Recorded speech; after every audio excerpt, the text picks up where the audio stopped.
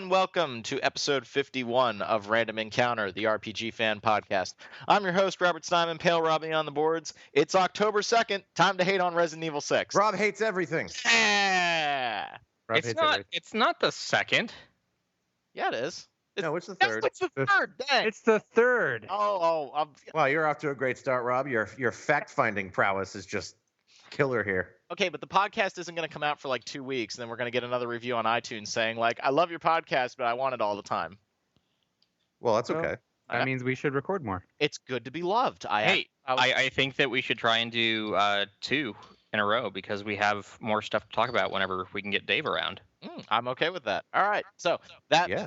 that man right there was the editor-in-chief of the universe. I am John McCarroll, and you can follow me on Twitter. I'm at Jongo Fett. Really? That was new. I didn't know you had a Twitter. Yeah, John posts great stuff on Twitter. Oh, okay. And that right there is the resident lover of the world, the guy who tried to defend Resident Evil 6 when I tried to play with him. Lover of the world. What? Well, You know, digression aside, I did try to defend it, but you were like attacking everything, even things that maybe didn't need to be attacked. I'm sorry that I found a kindred spirit in Jim Sterling, and we both just have the exact same opinion of that game. All right. Well, I mean, I didn't. This is an RPG podcast. There's a skill point system in the game. You level up. You play a role. Oh, You play a role, a giant, muscly dumbass. okay. I get it. So clever. I had a friend named Evan in high school that he tried to use that argument with like Tomb Raider, saying it was a role playing game, but I wasn't articulate enough to just like destroy his argument. I was like, Well, when that happens, a bitch slap usually works. oh, I know. So the guy who was trying to get in there a little bit, and he's afraid he's going to be very quiet on the podcast, so we should all give him positive encouragement. Positive vibes. No, I'm Derek. I'm Embryon on the boards, and I'm a reviewer dude. All right. Okay, so what do we got to talk about right now? That Borderlands game came out. So Oh, wait. We need to tell them what we're not talking about today so that they don't expect it. yeah, Oh yes, today we are not going to talk about Torchlight 2 okay. because we have our reviewer, the illustrious Dave, who will join us for a discussion of that particular game. AKA, we're not talking about hipster Diablo. AKA, I'm just his little sit-in for today.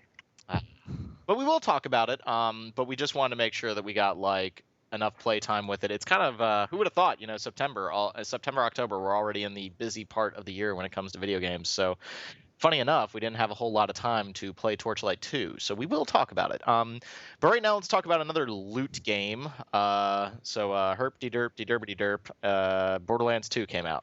Yeah, Yay. Derpy Derp. That was John's rocket launcher, wasn't it? Stop playing Borderlands 2, I'm not. dude. Yes, you are. We can all see you. It popped up on both of my Steam. Hey, let's just play Borderlands 2. Well, I mean, I just thought it would be, apropos of the discussion. So It's more Borderlands. yeah, that's Yep. I, It sure is. say. It is in fact more Borderlands.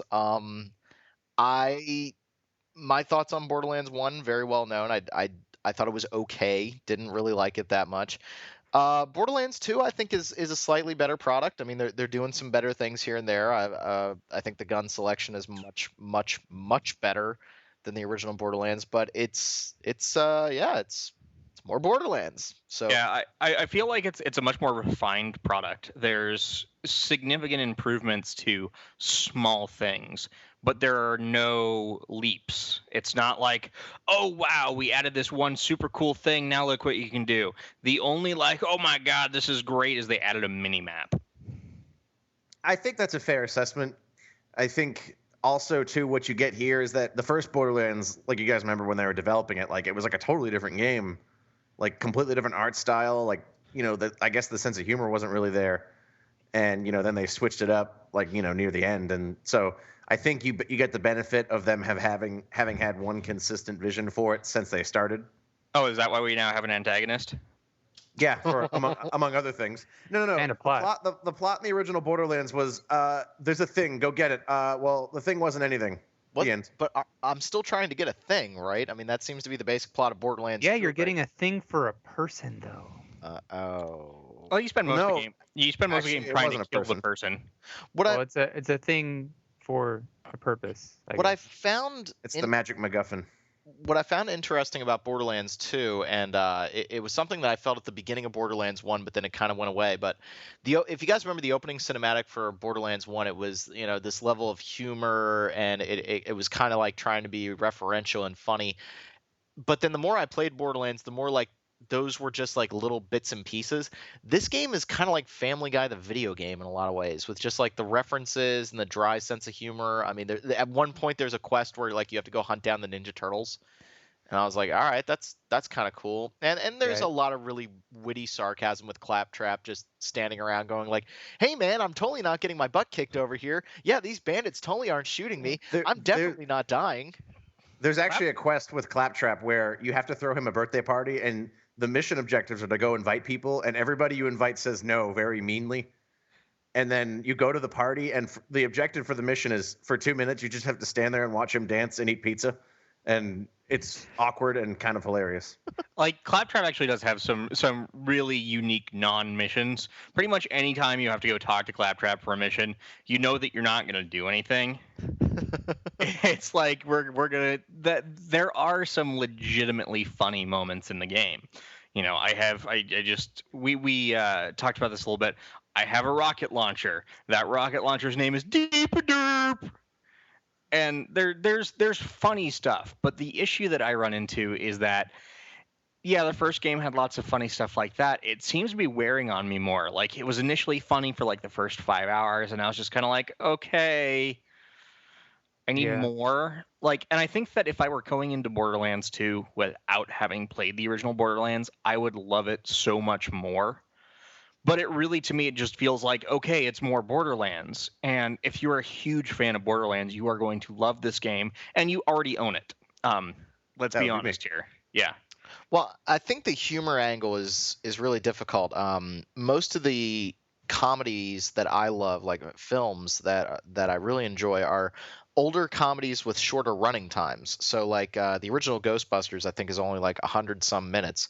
But then you have movies like The 40-Year-Old Virgin, which are like bordering on 2.5 hours.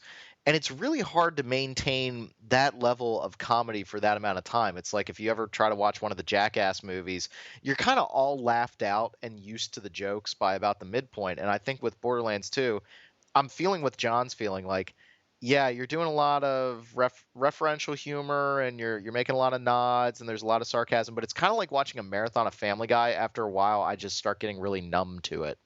I think John was saying before that it's like it's got a really contemporary sense of humor that may or may not really be that funny in a few years. Yeah, like, I feel like there are, like, the first dubstep joke was great, but like the third one I heard, I was like, okay, I understand that people are making fun of dubstep right now.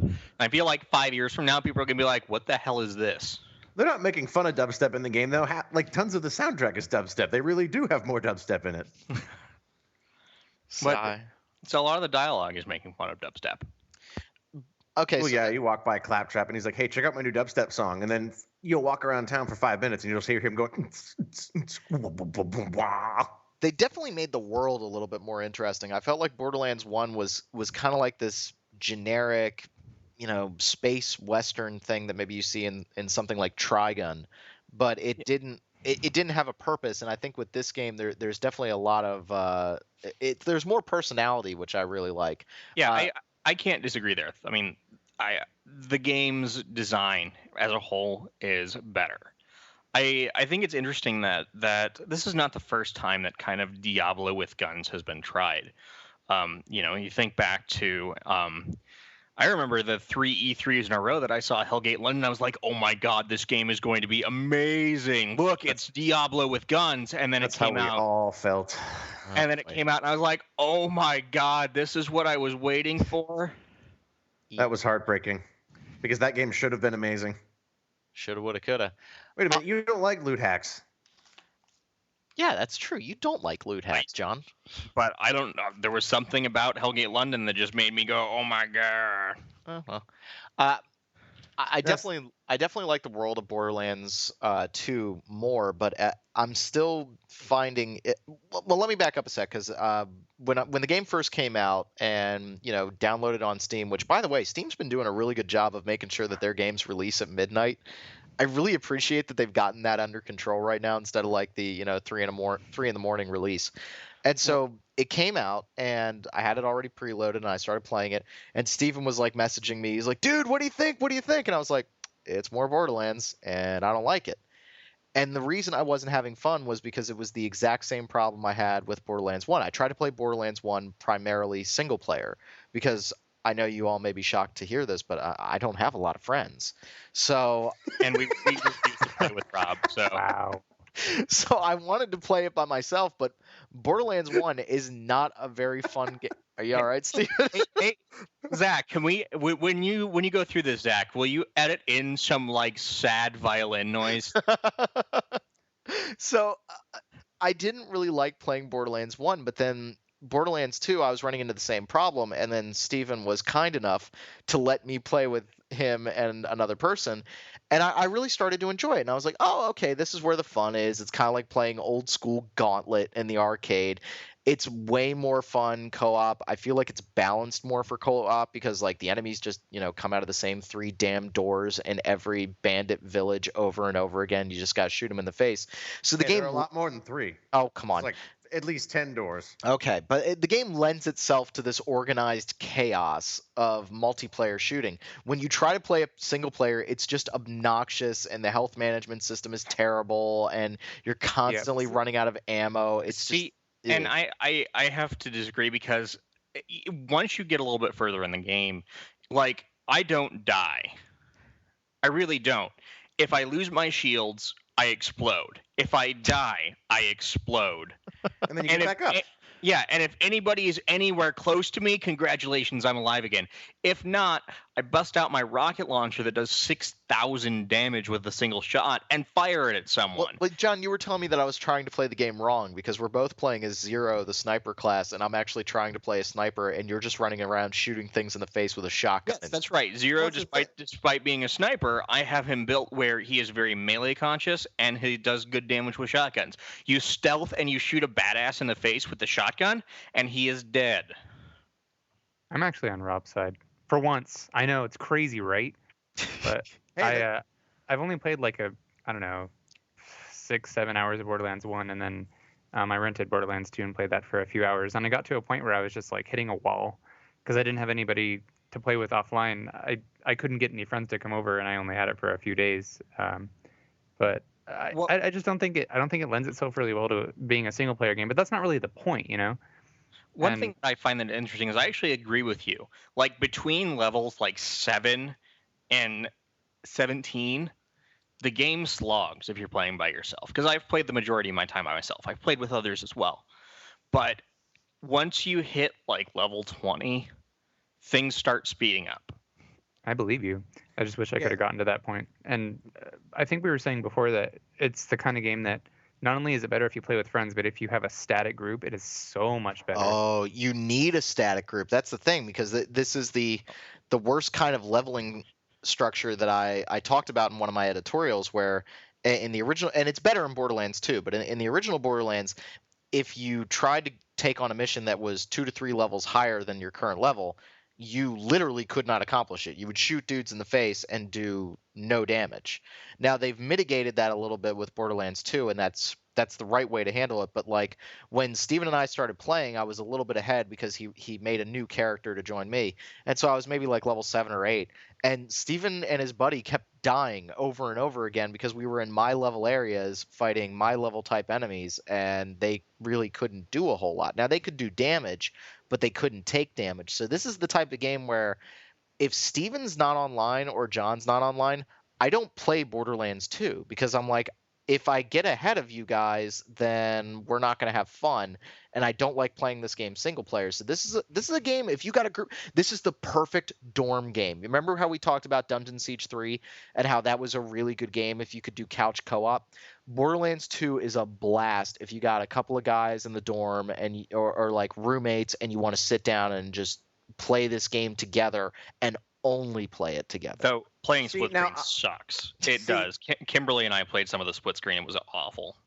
See, now I'll agree with it being a dorm game, but I don't agree with the level difference thing because if you notice when we were playing, the game scales you very quickly. My friend started at level 1, and you were level 8, and by the time we finished, you were 9, and he was 8. That's true. And That's true. So the game scales you to the highest level player very quickly, and I mean, maybe I just don't mind out of context, that was going to sound bad. Maybe I just don't mind getting killed a lot, but the thing is, you could take someone down and you're right back up. And that just stems from the fact that I don't have, an issue with the health system like you do. I think it works perfectly. You go down, you kill somebody, you get back up.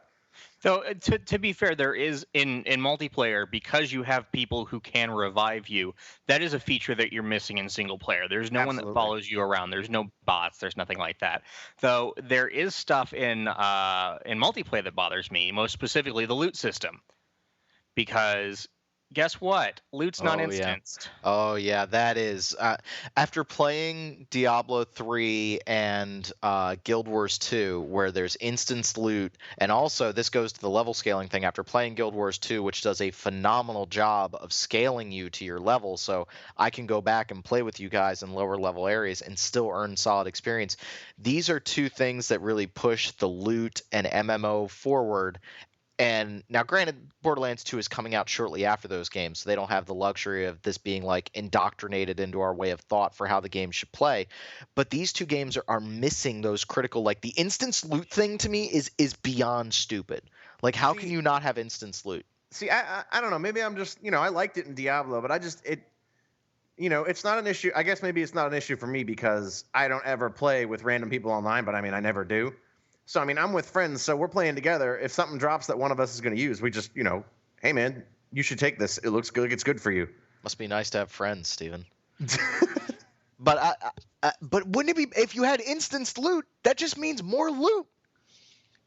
Well, yeah, but there's already a crap load of loot. Yeah, but more. I mean, people on the internet are complaining that there's too much loot. That is one thing. Enough, so much of the loot is totally useless. Like, it is, yeah.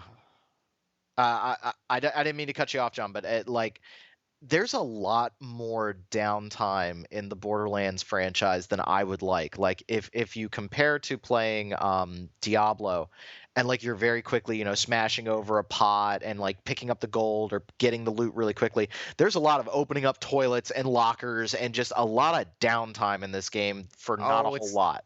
It's not downtime. You just run by and press E. I don't know. I find that the targeting system for loot and containers and that sort of thing is a little bit awkward. I mean, I know that I've spent time trying to pick up what's the purple stuff. I don't know, epics. I have no idea. No. It's like the mineral stuff. Yeah. I don't remember what it's called. Oh, iridium. Iridium, yeah. I've spent enough time trying to pick up Iridium that's like, okay, I need to have it perfectly aimed.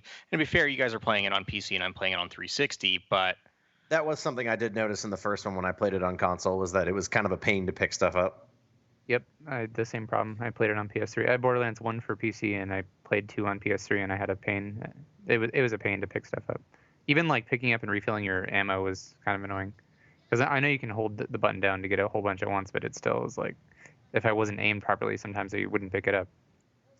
Well, and it picks up, it's really weird because it picks up ranges, and sometimes it'll be it won't pick up everything that's in the container. Right. Well, it does kind of depend. If you're picking up guns, it won't pick everything up all at once, because if you hold the button to pick up guns, it swaps your gun. But if you have ammo, it won't pick up It won't pick up ammo that you're already full on. No, I know, and that's actually one thing that's frustrating is that regular loot and ammo have the same color.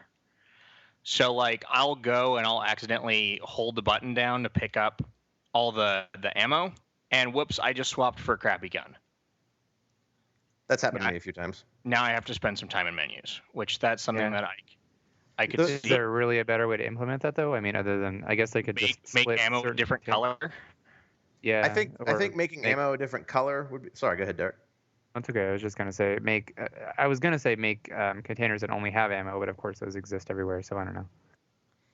I think too.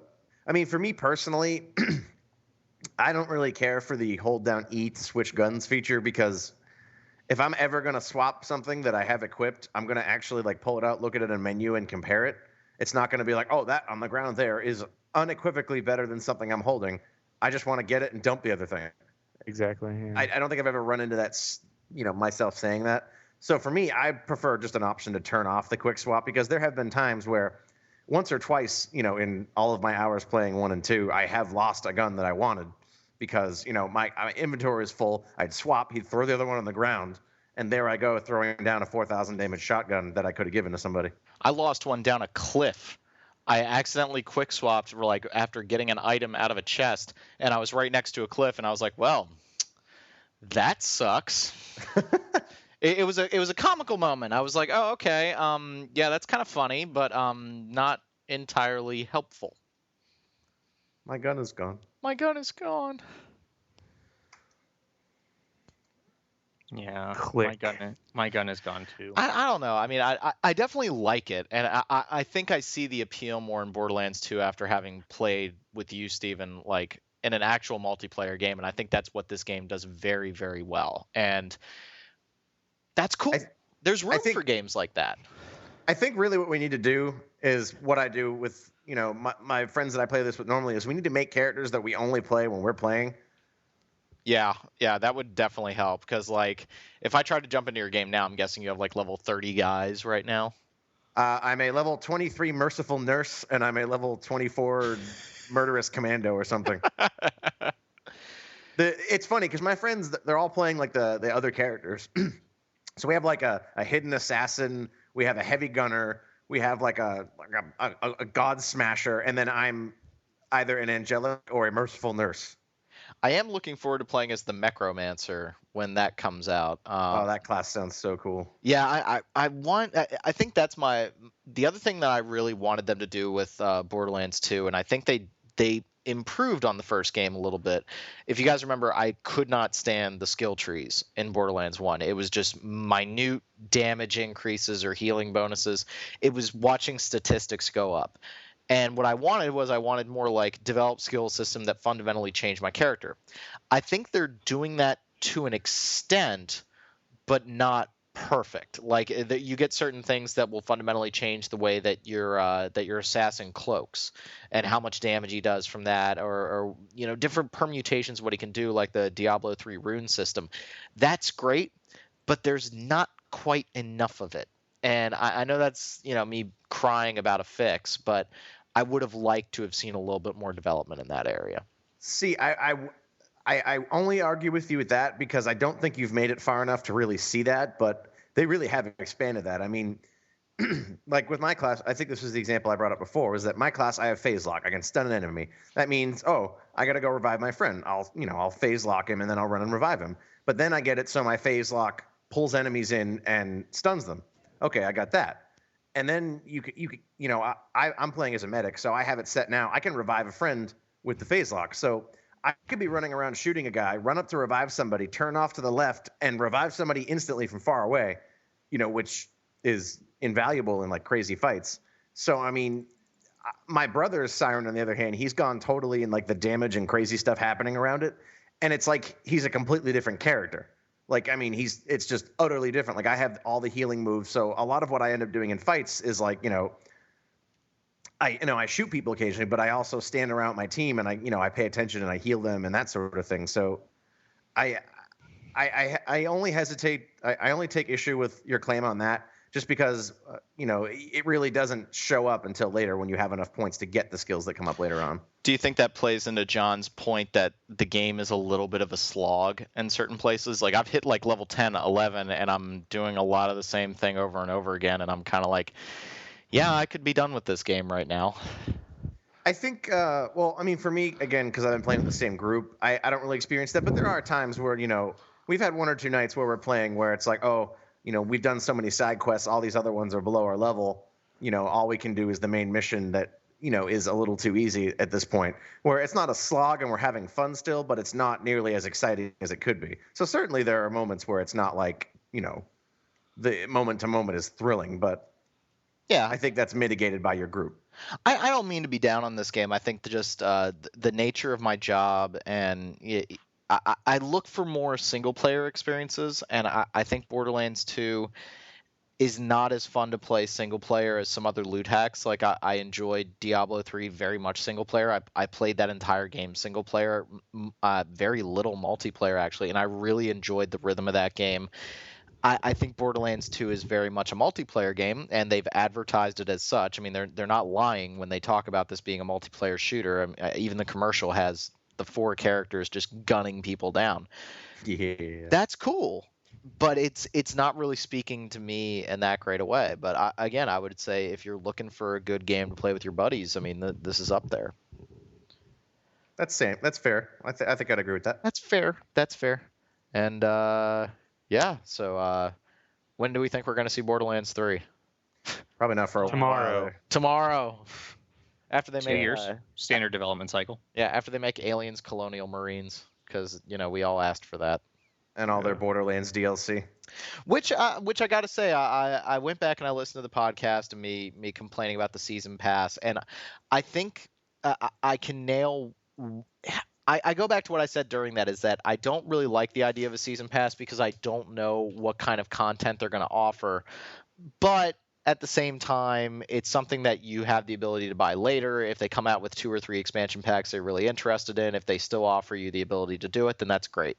But like they just announced the season pass for Assassin's Creed 3, and it's like but it's like the reign of King Washington. It's like an alternate history of George Washington became king. Which, first off, that's really going to rile up Fox News a little bit. That's going to be fun to watch those, press releases and watch Jeff Keighley try to talk to the same guys that were talking about the sex scenes in Mass Effect.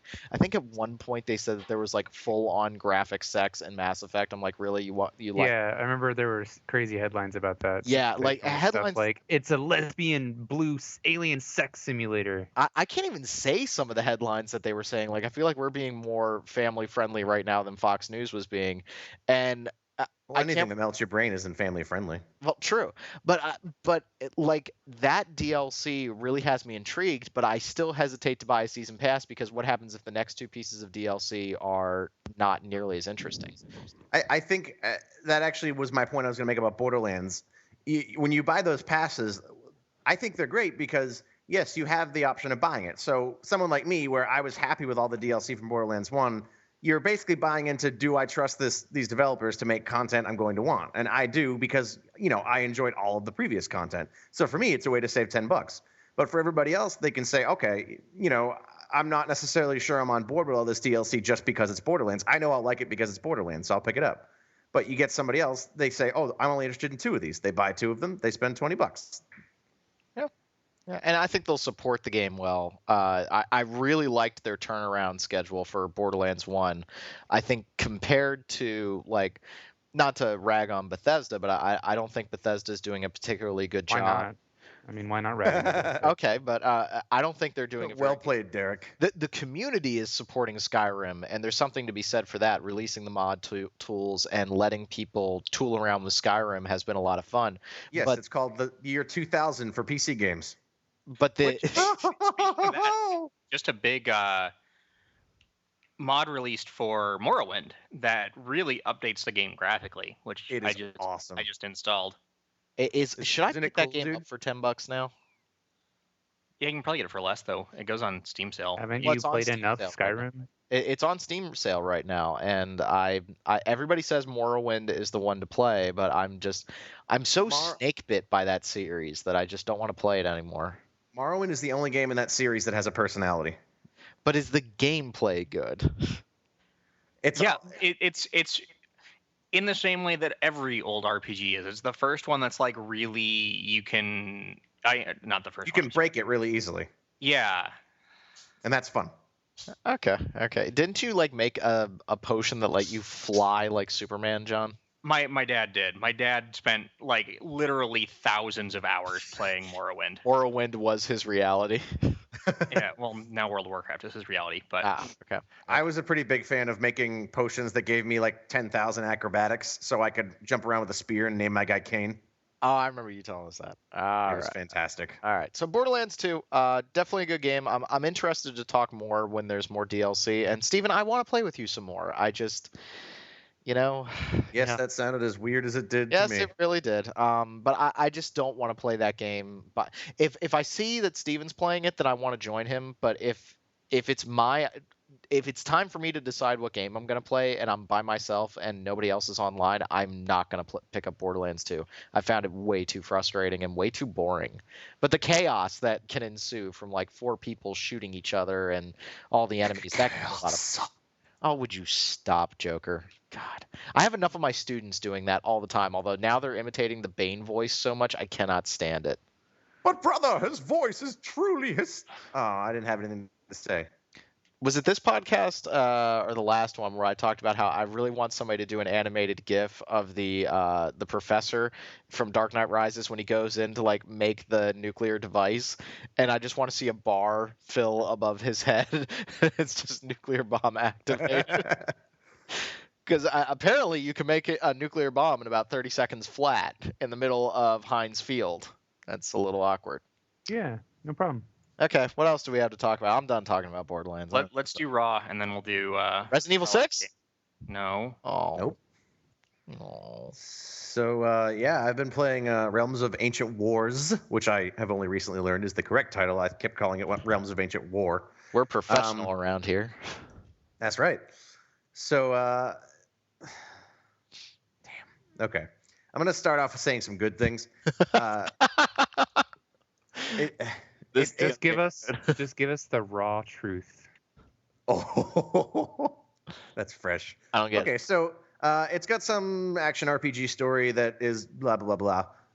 It has really great art design, and the areas are really atmospheric.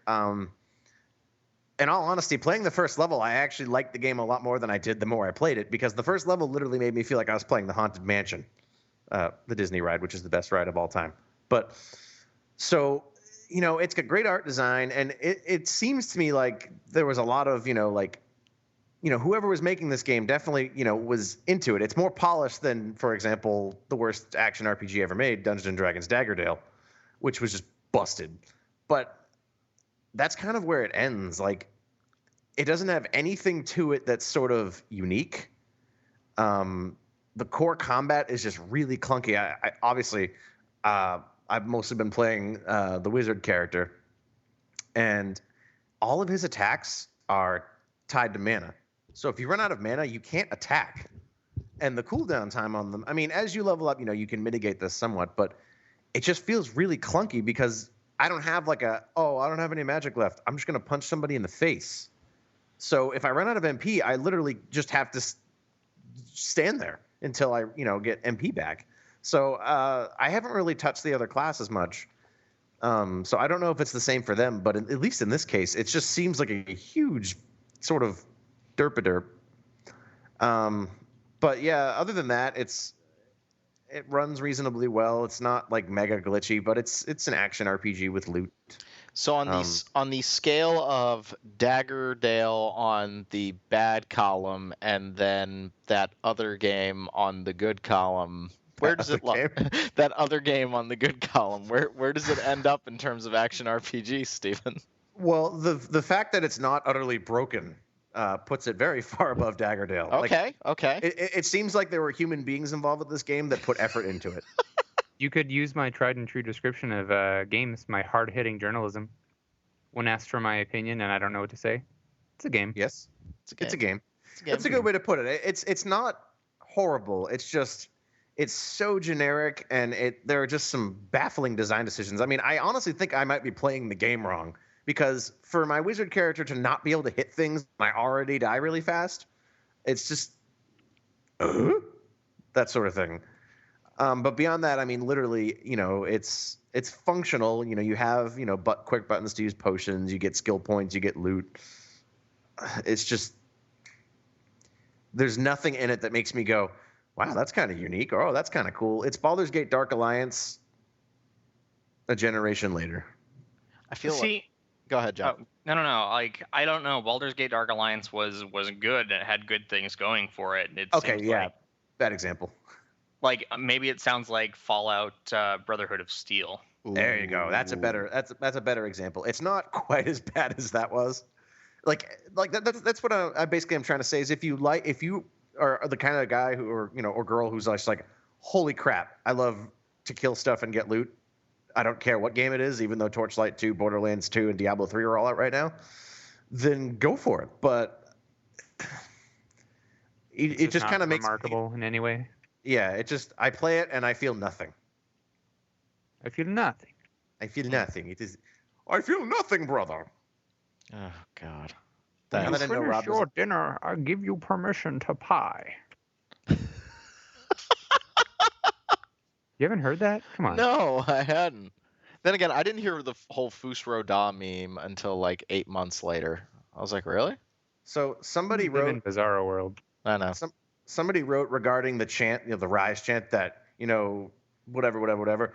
Well, somebody just quoted it and wrote fish, pasta, and I can't unhear it. Did I already say that? Because whenever you hear that chant now, you're gonna go fish, pasta. Oh, it's not as bad as the Resident Evil 6 image that I can't unsee anymore. The thumbs up, No, or the giraffe? the giraffe. What? I can't. This is That a giraffe show. is getting some incredible service. This is but have you inappropriate seen? for this podcast. Moving on. Have you seen the GIF of when Conan O'Brien played Resident Evil 6 on his show and he did the little like thumbs up? Yeah, I did see that. That's so funny. That's such a broken animation. Anyway, we're not talking about that. Okay, moving on. This RPG podcast has a lot of Resident Evil discussion. I know. Are you done with Raw? I took the bait. I'm sorry. Well, I'm not done with the game, but I'm done talking about it. Boom. All right. So who wants to talk about a JRPG? What? What's a JRPG? Oh, me. Oh, I wasn't paying attention. I was Yeah. like, wait, what? I It's like an RPG those. from Japan, though it's not strictly an RPG. It's more like a action RPG. But I've had a chance to be playing around with Ragnarok Odyssey, developed by Game Arts. Would you say that you've been pouring a lot of time into it? What? Buzzing, pouring, like. Oh, yes. I get it now. I get it now. I don't get it. Explain it to me. The slides are called pourings, okay? I don't get it. Yeah, no, he's right. The slimes in the games are just called pourings, Poring. And I Good said, one. Oh, those Derek. poor things. Go die. All right. So, The land of the rising sun.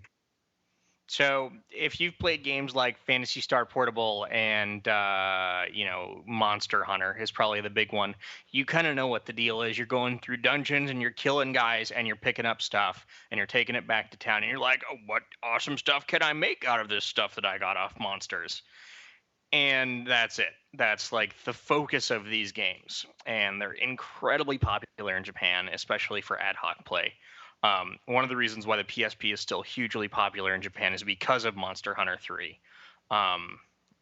It's also one of the reasons I think that the Circle Pad Pro, the right analog stick for the 3DS, is popular in Japan because of Monster Hunter.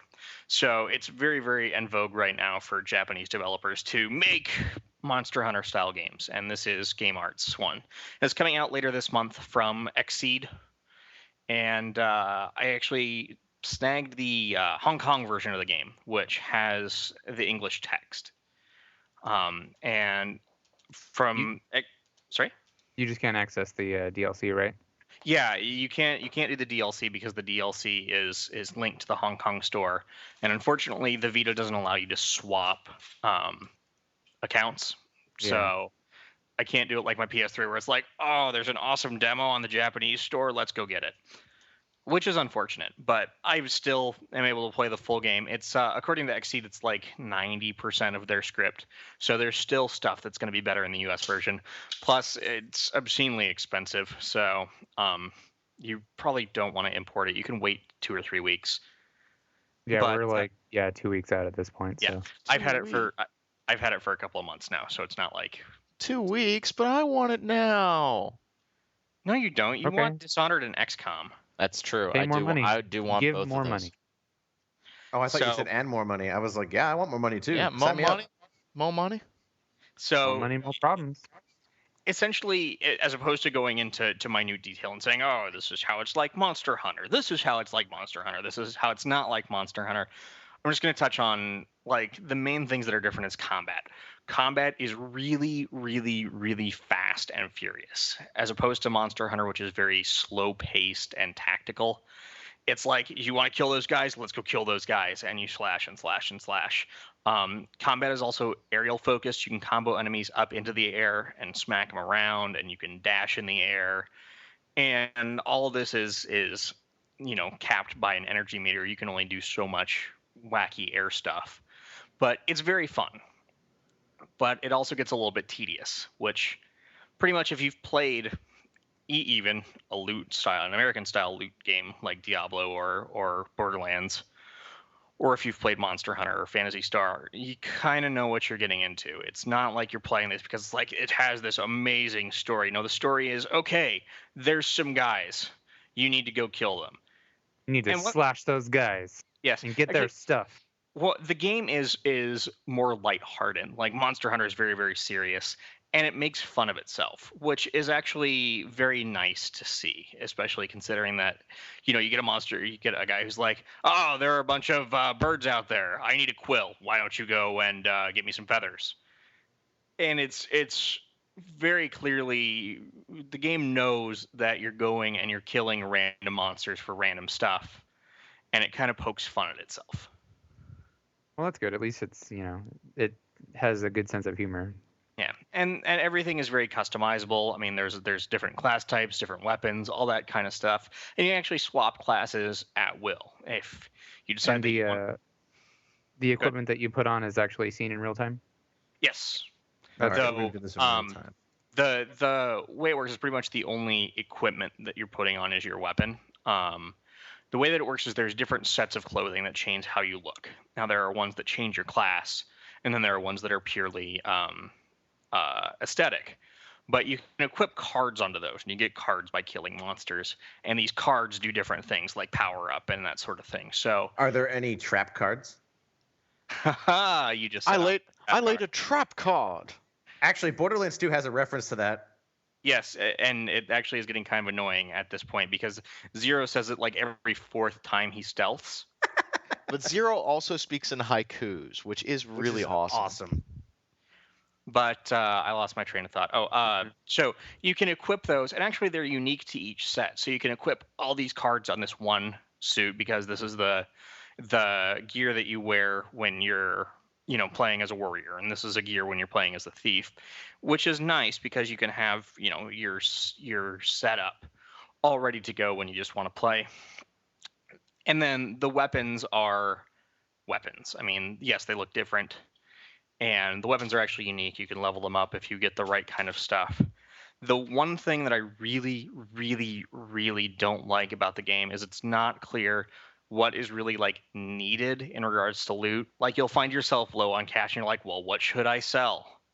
Oh, it doesn't do a good job of explaining to you what is trash. Yeah, and I really don't know what is trash. So I go in and I sell, if I have 50 plus of an item, I'll sell 20 of it. But it's not clear what can be used for what.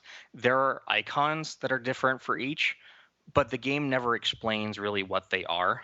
I remember that problem in Xenoblade, and I shudder to speak poorly of that game because I feel like Derek will reach through the internet and throttle me. But you say that. But I had that problem too, where I would sometimes sell items that were quest items, and I was like, oh, no, okay. I didn't mean to do that. Xenoblade is the only game like that actually goes out of its way to make sure that you don't sell quest items. Unless they give you future visions of stuff. They give you future visions before you have the quest. Not all. They're but then I got to remember what that little doodad is called. Okay, well, have a notepad. I don't know. You're dumb. Oh, it's frustrating because, if you go and you look and you're like, okay, well, I need this particular item to upgrade my weapon. Well, you can only look at that when you're at the shop to upgrade your weapon, and you have to go into the menu. It's. Oh yeah, I don't like that. I think a lot of devs underestimate little touches like that, like being able to see, pick up an item and have it sorted into some part of your inventory that says, craftables, weapon, or craftable armor, or whatever, What's interesting is going back to Pandaria, which I think we'll probably talk about when we do Torchlight. We'll do Torchlight and Pandaria.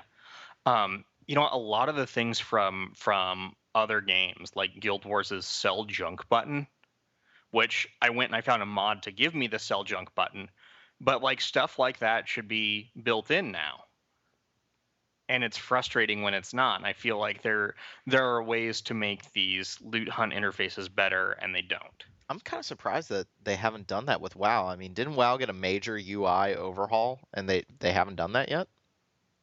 Yes, there's been a major overhaul. I mean, there's not major. Like the game is still pretty similar in regards to the overall UI. Most of the changes are under the hood. It's like, okay, talents are different, and this stuff is different, and this stuff is different. Okay. Which we won't get into that today. I mean, pretty much, you're not waiting on me to tell you if you should go get Pandaria, and I know that. So. Well, I don't. I think we've said everything that we're probably going to say about Guild Wars 2. I'm hoping to get my last review journal up here in the next week or so, and I think Guild Wars 2 is one of the friendliest games, with the exception of the fact it doesn't tell you how to do anything, and you got to pore over wikis a little bit.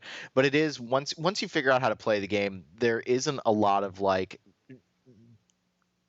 I was going to use a bad word there. There isn't a lot of messing around in menus and getting confused with like what you can and can't sell. I think they do a really good job of making that game as friendly as possible to the user, except for the whole, teaching you how to play it. But that, you can't win them all.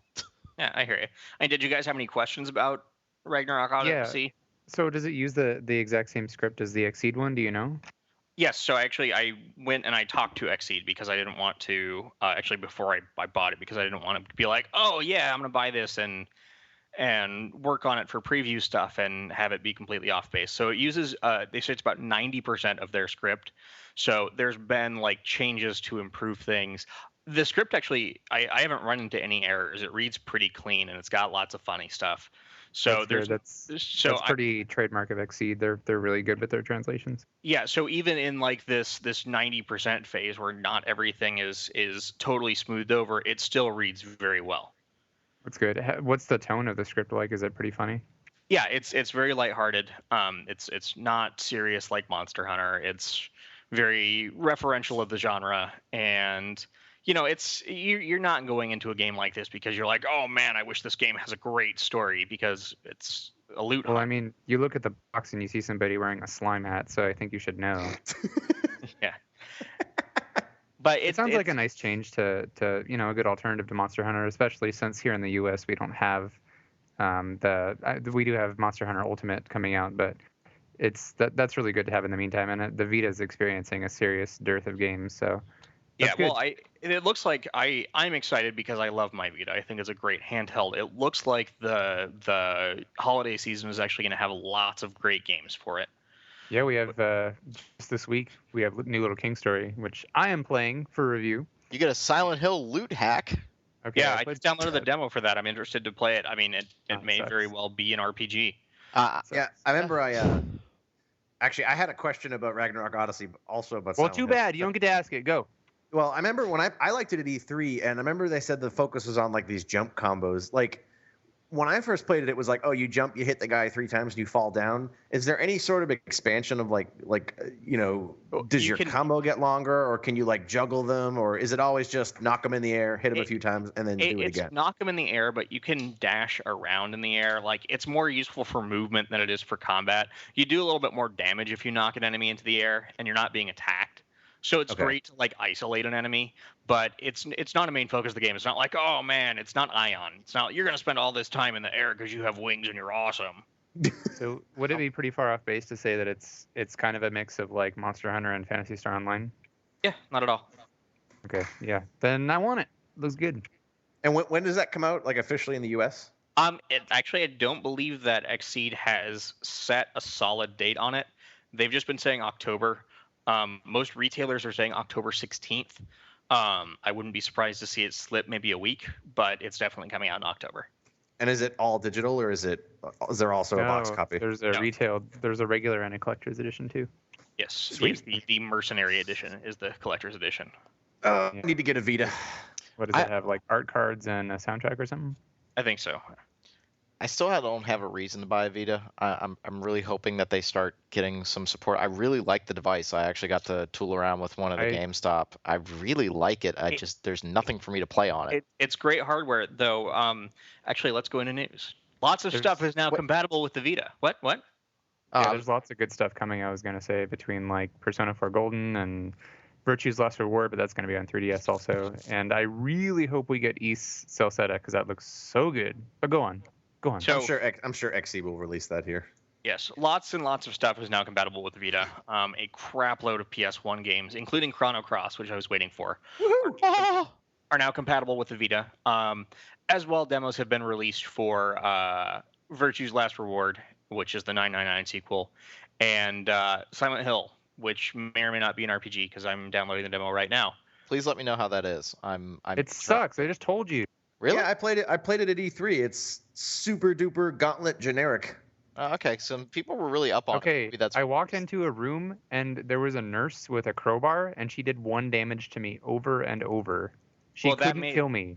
In the demo or at E3? Well, in the demo. I don't know. They could change it, but I don't know. It seems super generic. Like they have Silent Hill like monsters and areas kind of, but the way the game plays is nothing like Silent Hill. I don't want to turn this into a Silent Hill podcast, but I am a huge Silent Hill fan. But I have no illusions about the series. I think the first 3 were the only ones worth a damn. I just started playing Downpour, which is an absolutely awful game in many ways, but it definitely nails the atmosphere and the focus on exploring the town that hasn't been a focus of the series since Silent Hill 2. And I really wish that Vatra got another chance to make a Silent Hill game because I feel like it's one of those, like, they have a cool concept. They didn't have the time to make the game that they should have made. And I really want them to try again. But that's neither here nor there. Can we talk about when a game is delayed? Speaking of news, can we talk about when a game is like scheduled to come out like a week later and then it's suddenly delayed 2 months? Yeah, as much as I like the guys behind Baldur's Gate Enhanced Edition, like, at that point that your game's not coming out. About a month before that your game's not coming out. What was that? I almost bought that game the day that they pushed it back. I was like, cool, this is coming out next week. I'm excited. Like, that really is kind of a dick move. Baldur's Gate Enhanced Edition was delayed till November, I think. Like 3 days before it was supposed to come out. Yeah, what did they suddenly like, okay, guys, now let's bring everything together and see how it plays. Oh. Yeah. From what I remember in our interview, they had said they were having some trouble interface wise. So I think that might be why it was delayed, is to make sure they were having trouble with the interface on the iPad version, I thought, because the iPad version wasn't slated right then. It was the Windows version that was slated out to come out on a specific day. Yeah. I was really excited because I've never played that game before. I really want to play it. Why would they do that to me, John? I don't know, but I'm still excited for it. I just do think that, not being honest is kind of a dick move. Just saying. Dog. Yeah. I'll go with that. Oh, now you're Street. Throwing a dog in there? Yes, now I am Street. Word. All right, more news. Actually, news from today, the 3rd. Bethesda has opened a new studio called Battlecry Studios, and it's headed up by Rich Vogel, who has worked on lots of stuff like Ultima Online and Star Wars: The Old Republic and Star Wars Galaxies, and even Meridian 59, which is known as for popularizing the MMO. So that's really cool. We don't know what they're working on yet. Their jobs page shows that they want people that have experience in first-person shooters and RPGs. Fallout 4! No, I don't think that they're going to outsource Fallout 4. What I think may happen, though, is there were rumors back in July that Bethesda had picked up the Stalker license. I remember that. Yeah, that could be cool. But Stalker was already really glitchy. Stephen. Do we think I don't know if we've asked this before. What do we think? Fallout 4 or Elder Scrolls 6 first? I hope Fallout 4. History has shown that they do the engine in the new engine, and then they do a Fallout game. Yeah, I don't know. I know they won't do it because, it's just not how the engine's built, but I would really like to see an isometric Fallout again. I liked Fallout 3 in New Vegas well enough. Wasteland 2 is coming out. Oh, that's true. True. Good point. I mean, like, I think Fallout and Fallout New Vegas, or Fallout 3 and New Vegas are good. I would like to see them, A, less glitchy, and B, You know, like Fallout 1 and 2, like you really had those conversation options to like talk through stuff. Fallout 3 kind of just has an expanded Morrowind system or Oblivion system, which is like, you know, it's sort of inconsequential. I mean, we're not going to cover it, but with the XCOM game coming out as a turn-based strategy game, I'm kind of hoping that maybe that does well, and we might have a possibility of seeing a turn-based Fallout game. I think we might see it as something smaller, like a downloadable project, but I don't think we're going to see a $60 title that isn't in that Oblivion, Skyrim, Fallout 3 model. Unless it's Kickstarted.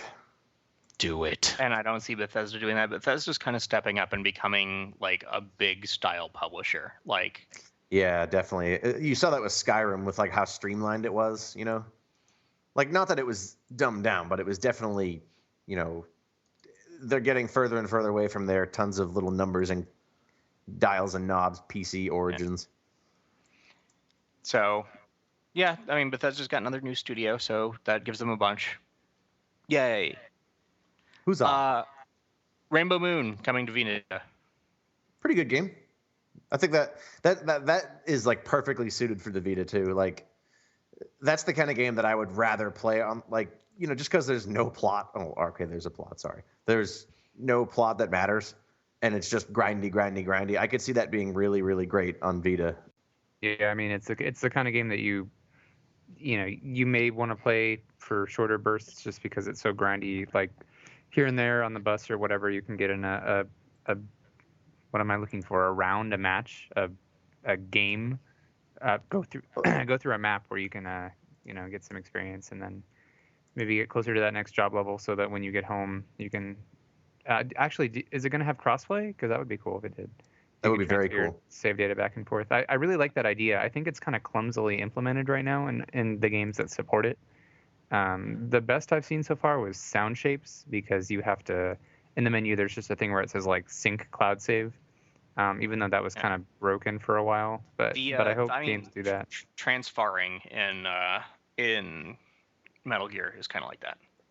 Is it okay? I mean, at least it works at all. I think that it'd be easier. I think it'll get better as tech improves, which is always the case. But yeah. I'm just glad Konami's making up words like transferring and revengeance. I just blame what's his face, Kojima. Yeah. Talk Fuji. No. Extreme.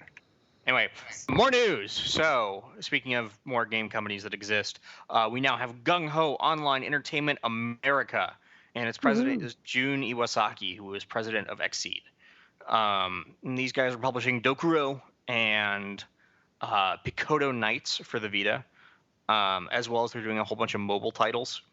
Picotto Knights is a social action RPG, which allows you to, it has a system called the Ghost system, where you can pull avatars of friends who aren't playing and use them in your game.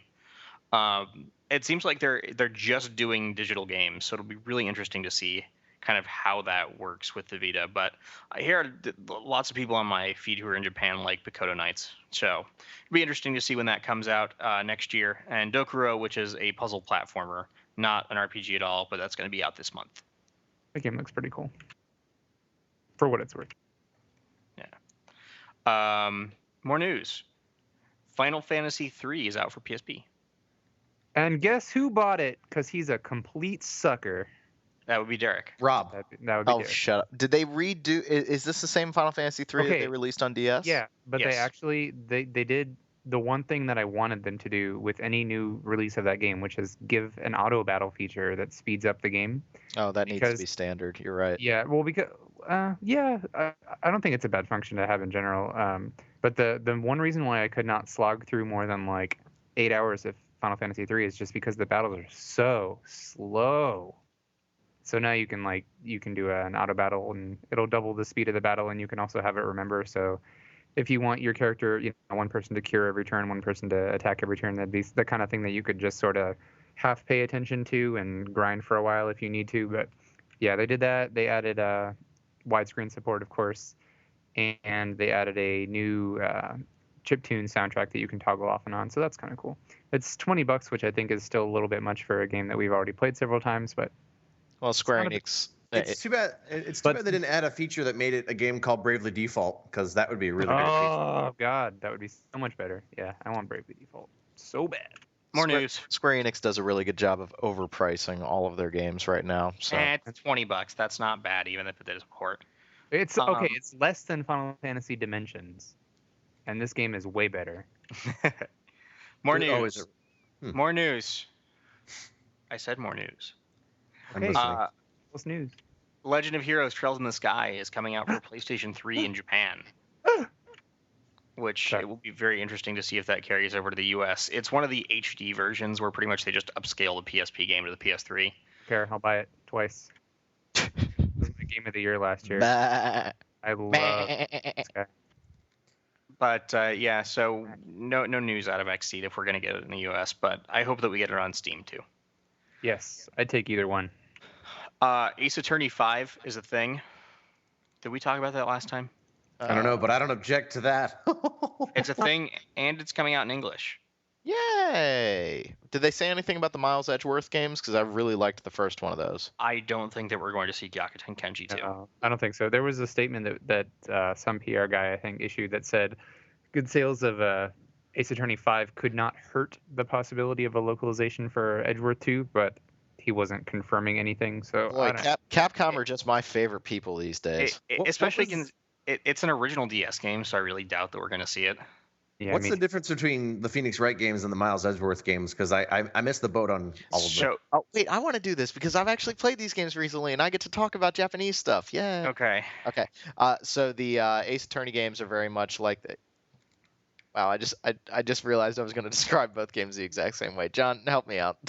all right. There's more of an adventure element with the Miles Edgeworth games. scumbag Yes, Rob wants to talk, exactly. doesn't know what to say. No, you control Miles on like you're at the crime scene and you control Miles as he walks around and like Yes, you can, investigates. yes. Whereas Phoenix Wright and the Ace Attorney games play like visual novels with adventure elements. Miles Edgeworth plays like an adventure game, like straight up adventure. Wow, I should probably get on that. It's cool, but the thing I ran into with Miles Edgeworth, and I think we talked about this in one of our very early shows, was that there's some real jumps in logic toward the end of the. That's like- all of the Phoenix But Wright games. at though. least in this game, though, you have like a logic or like health bar, so you can make a lot more mistakes than Miles Edgeworth. Like you don't have that problem that you have with Ace Attorney, where, oh yeah, yeah, you messed up. What is it, 3 times and you're done? And you Oh, haven't it had a was more save than point. that. You haven't had a save point for like an hour and a half. Oh, then Rob, do you know what you do if you don't have a save point? You press start and you save. I'm sorry. I'm sorry. Rob's like, the game should remind me to save. Well, no, I'm just used to the game saving automatically whenever I pick up a new katana or piece of armor or whenever I kill an NPC. All right. Ugh, Rob, you are spoiled by the Really? last So, generation. sorry, you can play Phoenix Wright when you're offline though. More news. So that was well played. Mass Effect Trilogy. EA is releasing a pack of all 3 Mass Effect games for PlayStation 3, Xbox 360, and PC. It's going to be $60. Unfortunately, it doesn't have any of the paid DLC for any of the games. Is this going to be the special edition with more tauntauns and no? Wait, it doesn't include. It doesn't even include like Bring Down the Sky. The PC version, that's the one for Mass Effect 1, yes? Yeah, like the PC version, that's already free Yeah, for the the PC version. For the PC version, it is free, but if you had to pay for the DLC on the platform that it's coming out for, you do not get it in this package. Does the elusive man shoot first? Yes. Okay. You guys know that's what we're gonna like. They're gonna. Why do I have this feeling that they're gonna retcon the living hell out of this series now to make that ending work? Well, you know what? I can't talk about Mass Effect anymore because I'm just gonna sound salty. Yeah, I think that we're probably we're done with Mass Effect. Next, Do you have that other BioWare game to announce that they announced and then said we're not going to talk about? we're gonna do 2 pieces of BioWare news at the very end. I have 2 more pieces of news between then and now. So that's 7 pieces of news. I can't do math. I have 4. We have 4 left, Rob. Okay. The Dark Souls content for the PC, Artorias of the Abyss. Artorias? Is that it? Yep. Artorias? Yes. Artorias. Is coming to consoles on October 23rd. But that's all we're gonna say about that. I don't know what that noise Rob made. That was my little Game of Thrones. It was a Game of Thrones theme, and that content was good. So I think if you like Dark Souls, you will enjoy that content. Yes. I now use the Game of Thrones theme as like my official da da da da da da da da da, like my Final Fantasy Okay, victory music. that's fine. Whatever. More news. NIS America has announced a couple of games. One being Hyperdimension Neptunia Victory, Oh, where you go you no go back to the more. 80s and fight video game enemies and all that Jeez. kind of stuff. Okay, I had to quit playing the game when I got to the line, Nepgear is so gonna be my waifu. It says that in the game. I know, I played it. And then it And says something about like, Omega, a tsundere princess. That like if you like stuff like that, Hyperdimension Neptunia is going to be out in spring of 2013. NIS also announced Generation of Chaos 6, which is going to be renamed Generation of Chaos Pandora's Reflection. I thought you said Panda's Reflection. I was Because like, that's much less unwieldy. I thought pandas were just invading every RPG now. If I recall correctly, this is the one that Idea Factory and Sting went in together on, yeah? Yeah. I think Impressive. Isn't it? Wait, is it? I think so. Yeah, Could be I wrong. believe that this is the one that Super Sting worked Well, on. this has potential to actually be a good and or playable game. So I just remember I got whichever one was out when the PSP was like first, yeah, Like, that one's new- terrible. and That's like Generation it didn't. Chaos 4. Yeah, it didn't teach you how to play, and it was like labyrinthine, and I was, just, what is happening in this game? Yeah, that was kind of like I remember because I was like, oh man, I loved Dragon Force. This is kind of like Dragon Force. I'm like, what's going on? I don't Like- know. None of this makes any sense. So the other thing is actually one that you don't care about if you're in North America, but NIS America is going to be publishing Persona 4 Golden in PAL territories. So if you're in Europe or Australasia, you'll be getting Persona 4 Golden. That's good. And if you're in Everybody should Australia, you're Play gonna that game. and you're on Australia, you're gonna be paying like what $300,000 for the damn game. Yeah, something like that. We weep for Andrew. I love how I always have to remind myself that like, man, I don't want to pay $60 for a video game. And then like, could be worse. I could be in Australia. Yeah.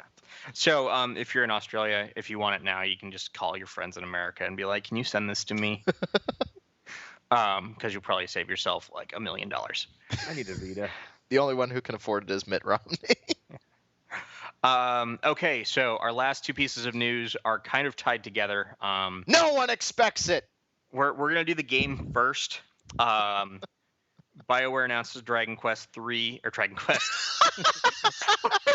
Oh, yeah, BioWare's working on Dragon Quest now. I am so And smart. then that horribly annoying music starts. It's a battle theme. Look, it's a slime. Look, My slime. head exploded as I imagined Hawk as an Akira Toriyama character right there. Does he look like Goku? Because they all do. Yeah, yes, he looked like Goku. You can customize how he looks, but the only caveat is that his face is always identical. All right. BioWare announces Dragon Age 3 Inquisition, which we know absolutely nothing about, other than it's going to be called Dragon Age 3 Inquisition.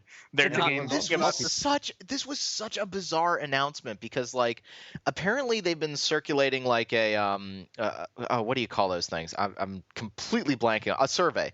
They sent out a survey to like different people, like apparently people that are signed onto the BioWare website, and they're like, "Hey, do you like these designs for the next Dragon Age? Do you like this, description of what the next Dragon Age is going to be?"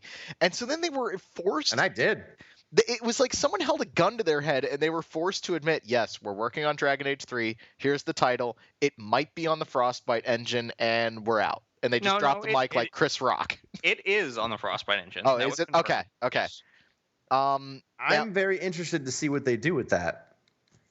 I mean, the description sounds really cool, and it picks up exactly where Dragon Age 2 left off with like this whole, I am a little frustrated that it sounds like once again we're doing the whole mages versus Templars thing, which remember when that was a side story in the original Dragon Age, and now it's become like the center focus. Well, dude, they killed the freaking Darkspawn. Yeah, but like I think the Kunari thing was much more interesting in Dragon Age 2. Like the Kunari chapter was actually well developed. No, I mean, I like the mages versus Templars thing. It's just at the end of it, it kind of like they were like, oh, well, we can't think of a good way to make your decisions matter, so they don't. Well, I'm reading the first Law trilogy right now, and so I'm definitely going to name my character Glokta, and I just have this, impression of just being an inquisitor and like sticking nails into people and like ripping off their nipple and stuff like that.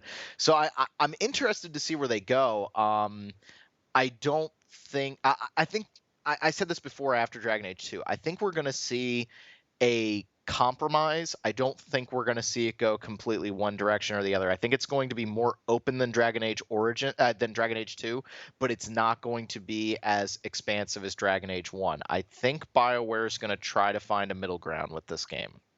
So speaking of the pain of having your nipple ripped off, they will not be taking. No, they will not be taking this game in the direction that the doctors see fit because they are no longer at BioWare. Kind of funny how 5 years to the day. Oh, it wasn't to the day, but it was about 5 years, and it was probably 5 years from when it was actually signed, not 5 years from when it was announced. I have two questions with this. One, are we nervous as gamers who I would say we pay attention to stuff like this? Like we're the guys that pay attention to the fact that Bungie isn't making Halo. And when I talk to the kids in the dorm and they're like, wait a minute, Bungie's not making Halo, they have no clue. So are we worried on this podcast right now about the doctors leaving? And the other question I have is, will gamers give an S? And I don't think I'm not worried because the doctors haven't been involved in like day-to-day development in forever. Well, that's not true. Greg was overseeing all the Star Wars TOR stuff. Oh, really? Yeah, he went down to Austin and he was deep in it. What was the deal with Casey Hudson though? I thought he was like the grand overlord of Mass Effect. Yeah, that is, and that's why I'm not particularly worried. Is that you have these guys who are their things. Casey Hudson's thing was Mass Effect. You've got what's his name? I have the new story up. Mac Walters. No, Mark Dara has been executive producing Dragon Age, and you've got guys who are here. You know what? The all the corruption, quote unquote, from EA that we were going to see is already there. I don't think it's going to get worse. You know what? EA has done a lot better of a job since, they bought Westwood and was like, oh, you guys are EA LA now, and let's tear you up and all that kind of stuff. They've done a better job, and Bullfrog. Don't get me started on Bullfrog. Ooh. They've done a much better job in regards to autonomy.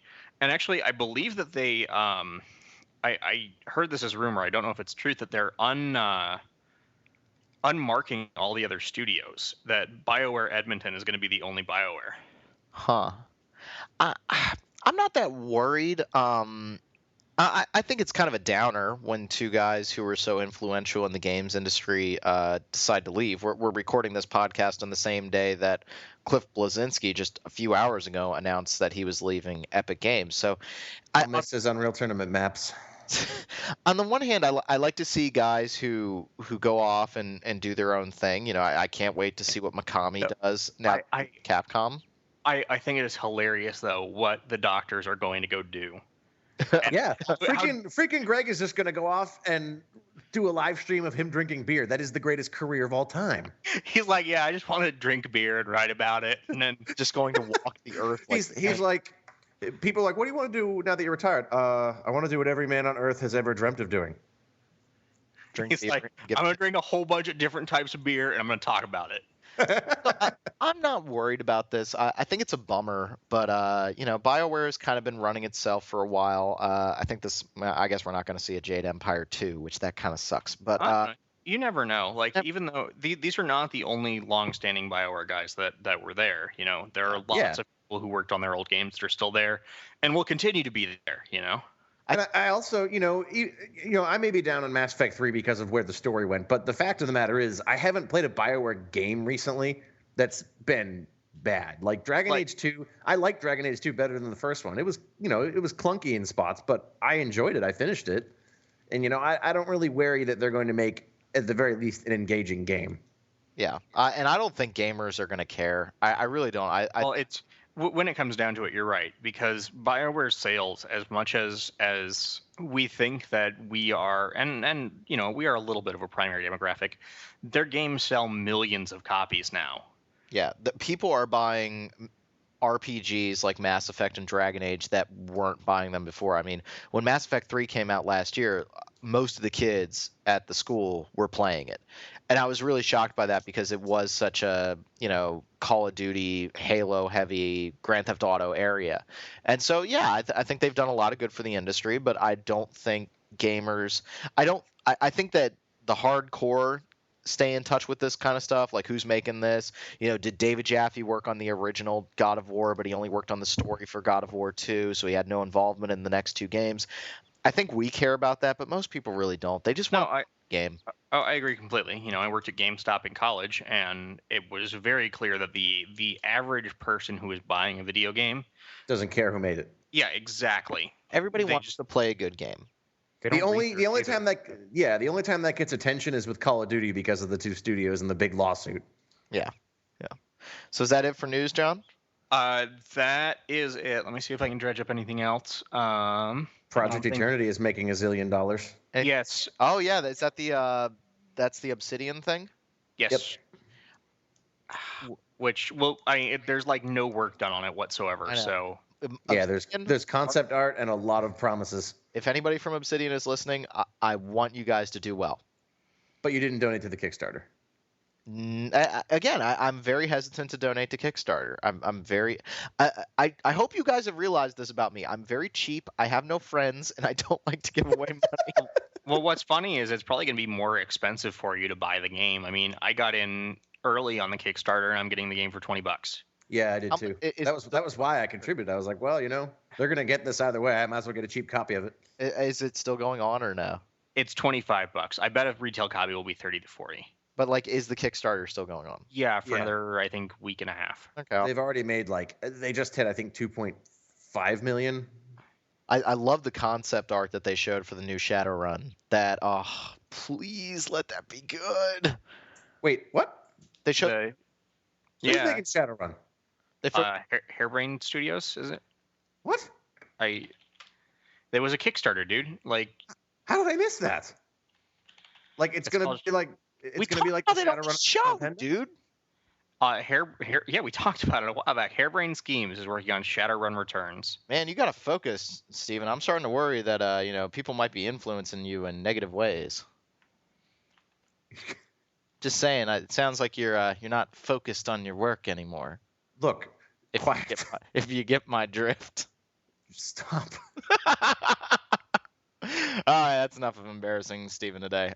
So yeah, anything else to talk about or no? No, I think that's about it. Oh, there's one more Kickstarter, but we've chosen not to talk about Kickstarters unless they're from major studios on the website. I don't know if we're going to call this a major studio. Loot Drop, which is John Romero's studio. Oh, he still makes games? He hasn't made a good one in a long time, but yes. But what about Daikatana? Yeah, wasn't I supposed to be his God, what's that word we're not allowed to say? He said that I was going to be, and here I am waiting. What? It's the never mind. God, would you go focus on things? We're all kind of off the game with the jokes today, mostly because Steven's playing Borderlands 2. No, I'm not. I'm playing Raw, and I'm actually liking it a little bit more now. Playing the game of life. Why are you playing anything?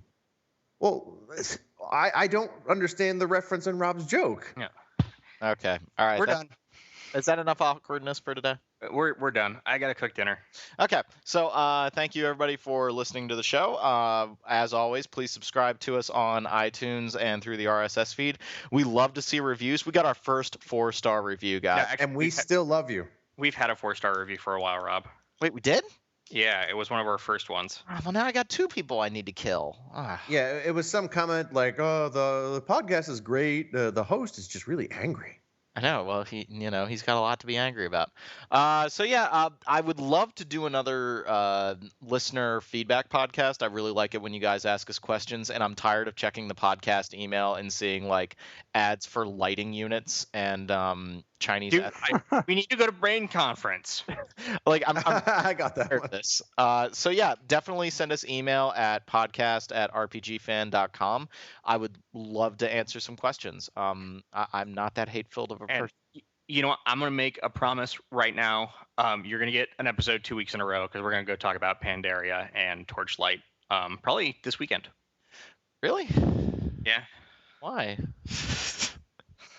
Are you even You allowed? sound like you don't want to do it. Are you even allowed to play Pandaria, John? Yeah. Okay. Yeah, no, she knows. Oh, you have no room. I'll explain later. All right. Thanks again, guys.